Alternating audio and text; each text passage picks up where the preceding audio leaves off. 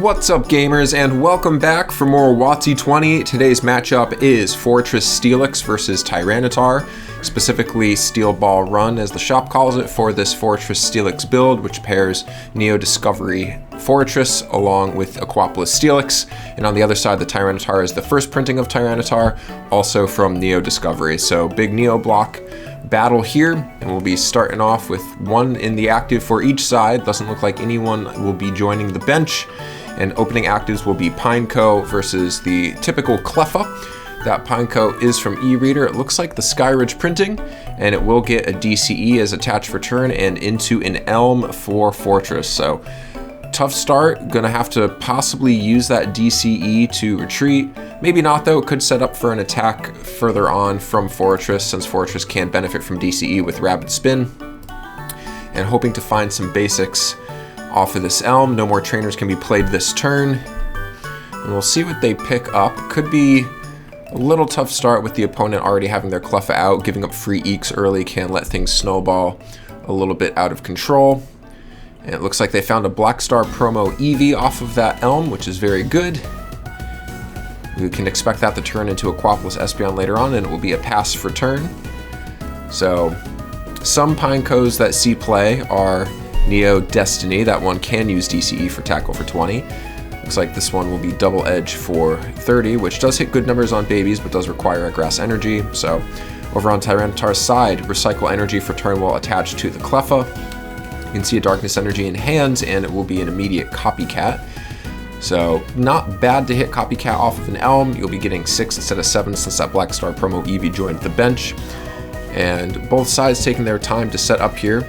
No Larvitars yet for Tyranitar's side, and Tyranitar is hard to get going with its big energy cost attack. Trample is very good, but getting it up and running can be difficult. So you can expect to see Bazap in this deck, which is not an uncommon pairing, but Bazap in general in this format has been getting more experimentation lately than it has historically, and finding some success here and there, although it is definitely difficult to give up a prize, so we will discuss Bazap as it becomes relevant. Off the top from that Copycat, you see a Voltorb found, as well as a Cleffa in hand with another Recycle and a DCE it looks like, and it will be straight into an Eek, so base set Voltorb now on the bench. And Pineco sitting in hand with the DCE. Trader will come down, and it's going to send a Vending Mr. Mime back into the deck, which allows for a Peep here. Might be able to figure out some of the prizings. Immediately grabs an Onyx.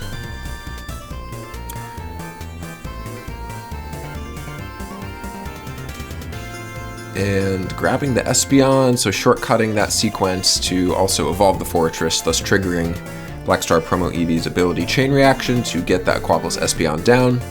The Espeon will be very important for moving energy around in Fortress, which can be an energy tight deck, not necessarily, but with Rainbows and Metals only being able to apply 4 of those into a given deck, being able to move them around, including the DCEs, does give you some flexibility.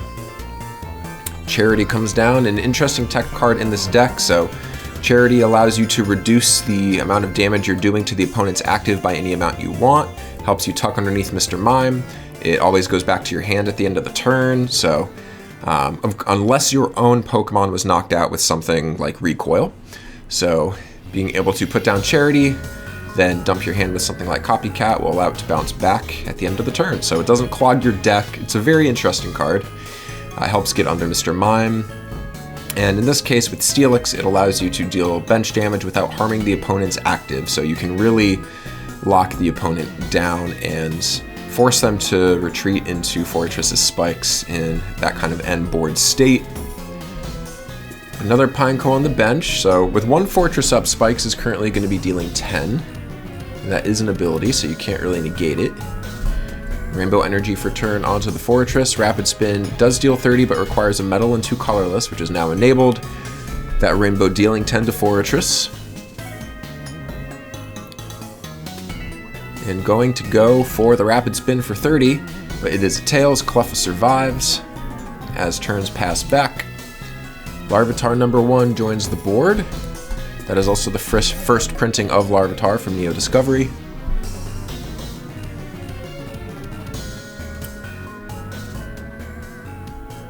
And deciding what to do here. Charity bouncing to hand, yep.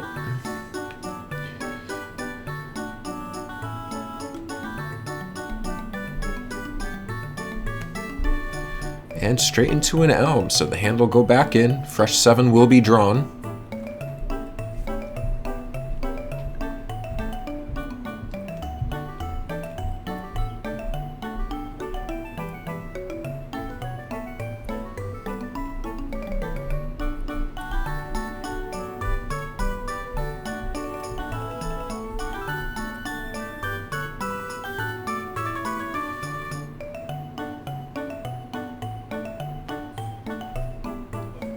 And off of that 7, will we find any evolutions?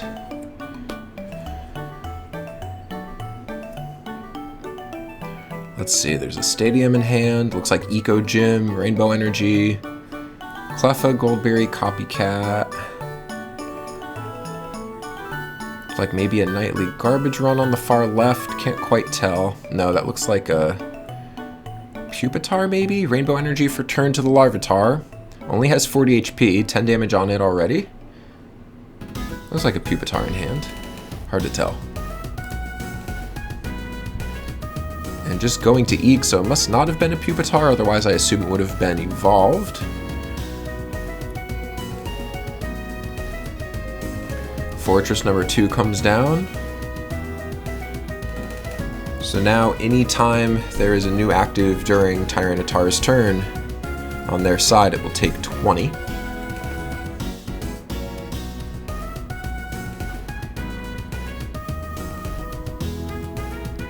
Energy removal hitting Rainbow Energy. Hitting the item finder, removing the Charity from the equation, although they might run 2, as well as a Trader to grab Copycat. Curious if they're fishing for something like a Gust, although with ER hitting that Larvitar, unlikely they would then look for Gust for the KO.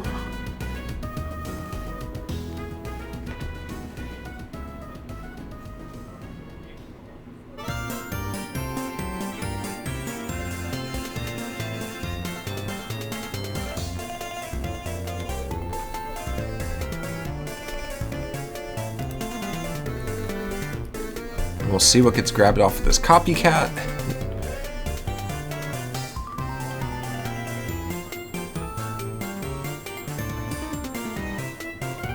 Finally finds a Cleffa for Fortress's side. Bench getting full, has room for one more Fortress setup if they want to. Compiling spikes is very good. Really makes Cyclone Energy with Espeon more dangerous if you can replay it every turn. Metal for turn down onto the Onix.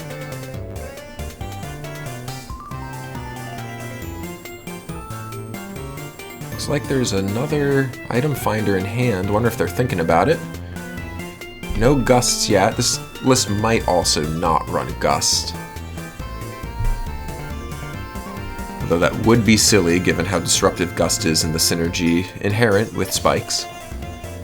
Be very surprised.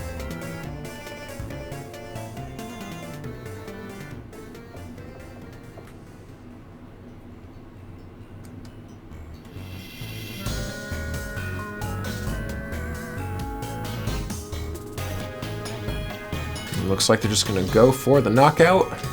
This time they get it off the baby rule. Fortress will rapid spin for 30.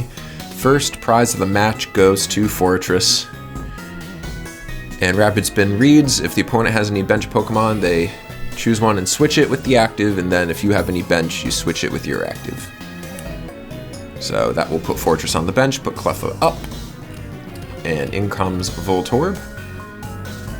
Pupitar found, so still no energy on board for Tyranitar, that's tough. The Pupitar found is also from Neo Discovery. A couple of interesting attacks on that one.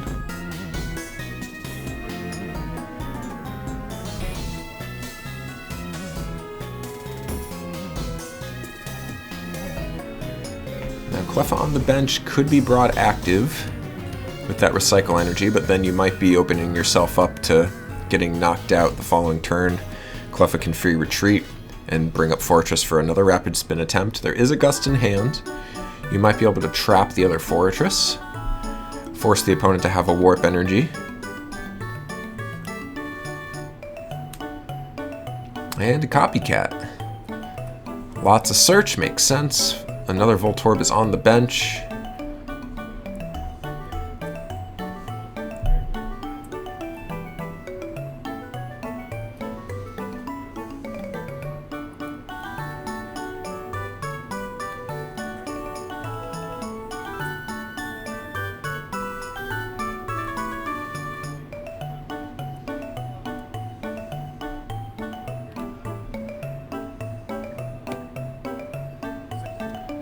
And we'll see what gets grabbed off a copycat. Sounds like 6. DCE, Goldberry. There's a Tyranitar, that could come down. Darkness Energy, DCE, so pretty good hand. Just gotta figure out what to do with the awkward active. Of course, if you find Electrode and Bazap, that would get rid of the active situation. Knocking itself out would allow you to pick a new active. The Goldberry attaches for the turn onto that Pupitar. That is a 70 HP Pupitar. There is an 80 HP Pupitar from Aquapolis. And just passes turn, so now we see a fan club for 1. I really feel like that happens a lot. Good deck peep here, goes and grabs a final Pineco.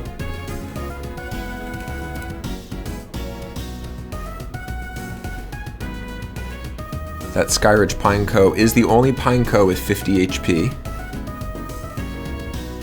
It also has a retreat cost of 1. The Neo Block Pinecos all have a retreat cost of 2. E-Reader Pinecos, both from Skyridge, have a retreat cost of 1.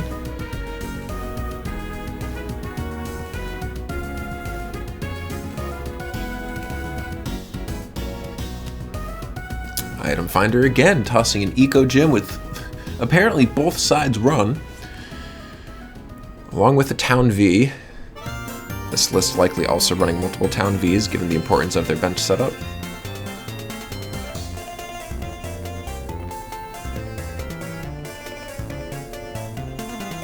Deciding between an Elm and a Trader, interesting. Potion Energy in hand. Creates some loopable healing with Espeon, while slow, very effective.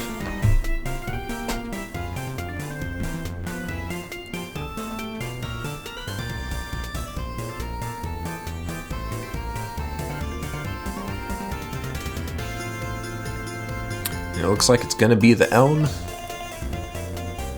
Throwing the Fortress back in the deck, or are they not using the Elm quite yet? Looks like a Potion Energy first. Nope. More thoughts. It's gonna be the Cyclone instead. Would rather have the option to loop Cyclones with Espeon, now Elming, so just trying to decide what energy to throw back. Potion doesn't really seem needed here, given the board state. But Cyclone could be very disruptive. Of course, the opponent will likely opt into throwing something like a Cleffa up.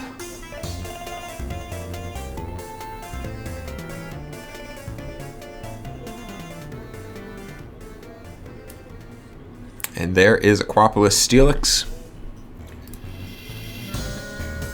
Notorious in this format for Earth Rift, which does 10 to the active, but also 10 to each of the opponent's bench Pokemon. Then you flip a coin. If tails, the attack can't be used next turn. Benching it will end that effect, though. Looks like that was an Earth Rift attempt that did not work. Or did it? Oh, I'm sorry. It did work. Because there is not a baby in the active. That flip was to see if it could be used again. That was the tails. So Earth Rift gets off. It's always 10 to the opponent's side. It looks like it could not be used next turn, if I saw the roll correctly. So very good against babies like Cleffa. Tyranitar comes down.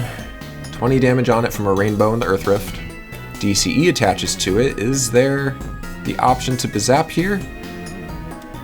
Doesn't look like it, but energy removal hits Metal Energy on that Steelix.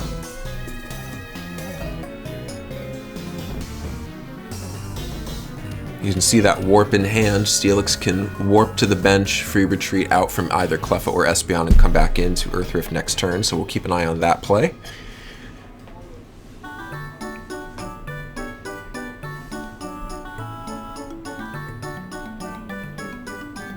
10 on everything on Tyranitar's side except the Tyranitar itself on 20, and a pass again, having trouble finding the right energy to get this Voltorb out of the active, although I think there was a darkness in hand. Tyranitar just doesn't want to discard it. And yep, there's the warp play we were talking about. So warp will put Steelix on the bench. I think that was the warp attached. There's a warp in hand. But going for Earth Rift, so no matter what, they have 2 colorless attached. Being able to Earth Rift definitely means they did the free retreat sequence we were talking about. It was shortcut. Earth Rift hit the tails though again, so it can't be used next turn unless there is another warp, which we know there is one in hand. If not, there's also the one attached to the Steelix, and I'm pretty sure that's what it is, which could be warp bounced with energy return off that Espeon. To bench it, free retreat out from Espeon or Cleffa, put the Steelix back in, and then finally take a knockout on that Cleffa with 20 damage on it. Also, 20 damage on each of these Voltorbs. They only have 40 HP. Gonna have to keep an eye on those. Darkness return on the Voltorb. That will be used to retreat now. And put the Cleffa in with a Recycle Energy.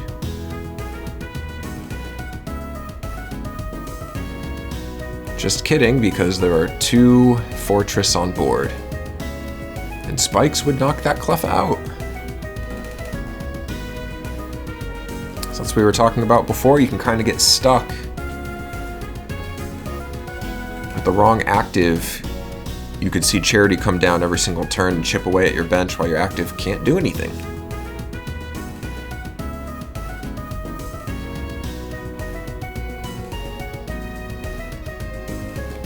Notably also could not bring in the Voltorb here, since it would also get knocked out by Spikes. Rising only 5 to 6, but damage really starting to pile up from bench grief.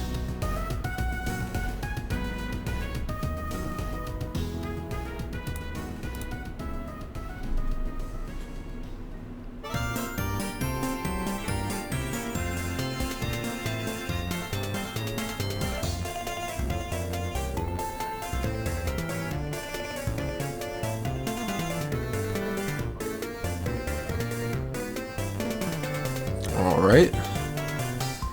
Looks like they're retreating to intentionally knock out the Cleffa. Yep, okay. And put in the Tyranitar? They wanted the Recycle back in hand?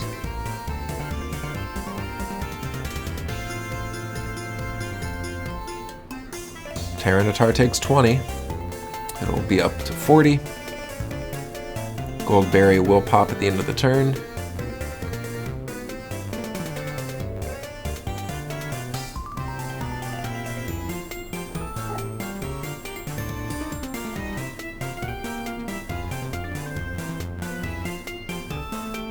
Turns pass back. Looks like Tyranitar is not fully healed. I see the die on it. I assume 10 was left. I thought it was up to a max of 40 from there. No, I'm miscounting one of the Earth Rifts. So Tyranitar's at 10. Looks like it will be Earth Rift again. Tyranitar at 20, both Voltorbs at 30. Turns pass back. So Tyranitar could use Slam here. It's flip 2 coins, each heads deals 30. Obviously want to be using Trample, but it requires 2 Darkness and 2 Colorless to deal 50. And then for each bench Pokemon in play, you flip a coin. If heads, it deals 30 to that benched Pokemon. So pretty high bench damage, very volatile, hits your side. But could also really do a lot of damage to the opponent with the board that wide. You get 5 flips and could knock out the Cleffa in one go. Recycle energy for turn, so Slam is doable, and it looks like that's what we'll see is a Slam. That looked like 2 tails. So Slam does 0. That's the problem with Slam. That was very bad.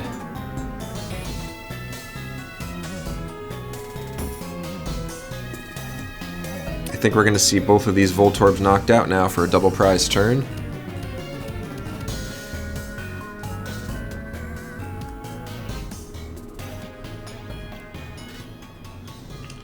Looks like it. Tails on the Earth Rift, but it doesn't matter. 2 prizes taken, both Voltorbs knocked out, no Bazap found. Now with the opponent only requiring 2 more prizes, you certainly wouldn't bazap here. Larvitar found. No darkness in sight to enable trample. Attach for turn will be fighting to that benched Larvitar. There is a Gust in hand. Not many great targets for it though.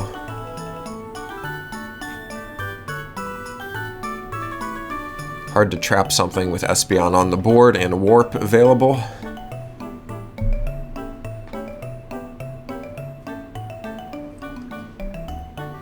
But Gust will be used on that Skyridge Pineco anyway. With 50 HP, it looks like they're gonna go for a Slam, try to get the knockout. 1 Tails, another Tails? Yeah, that's too bad.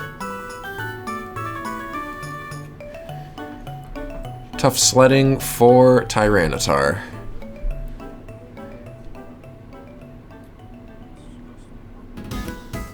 Gust up on the Larvitar. Ugh. Warp onto the Pinecos we were talking about. Steelix comes back in.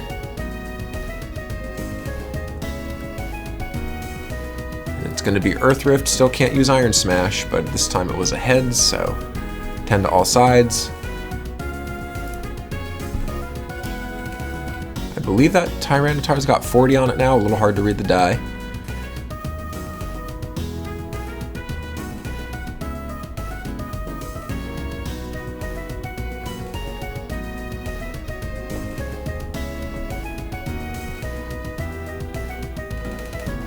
Earth Rift can be used next turn based on the flips.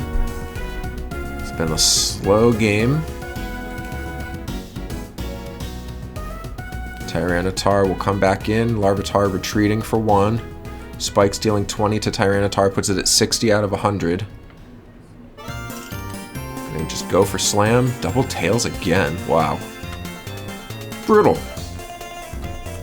Not a good way to take prizes. That's how it goes, sometimes. Metal Energy for turn on Steelix, working towards Iron Smash. Another Gust brings that Larvitar back in. Going for the Earth Rift. Looks like it was a heads. Tyranitar 30 damage away from knockout now. It's enough for even a Fortress to play cleanup on. Very notable number to get to. There's a DCE in hand, Tyranitar and Trader. You could go get Pupitar if you really wanted to. Attach for turn to that Larvitar. I'm gonna Trader in the Cleffa instead, keep the Tyranitar. Grab a Pupitar. Larvitar can bite for 0 because of Metal on Steelix. Larvitar can Skull Bash for 10 instead of 20.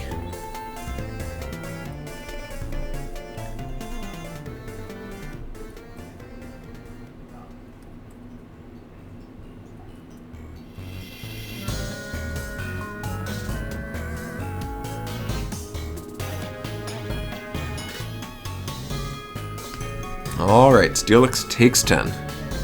2 prizes remaining for Steelix to take. All 6 still needed on Tyranitar's side.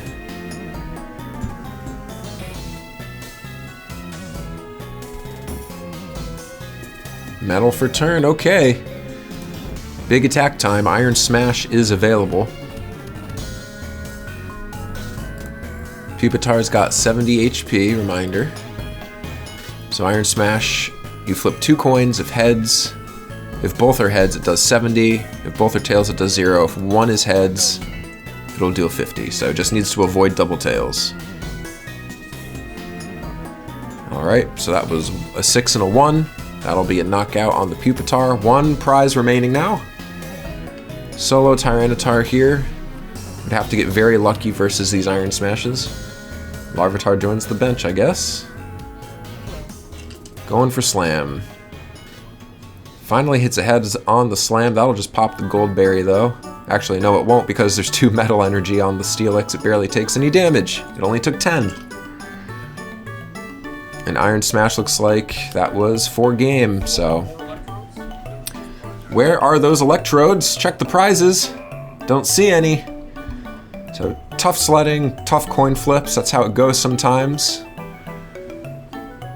Easy sledding for Steelix and Fortress. Tyranitar will have to get back at it. For more WotC-20, comment, like, and subscribe. Thank you for watching. We will catch you next time.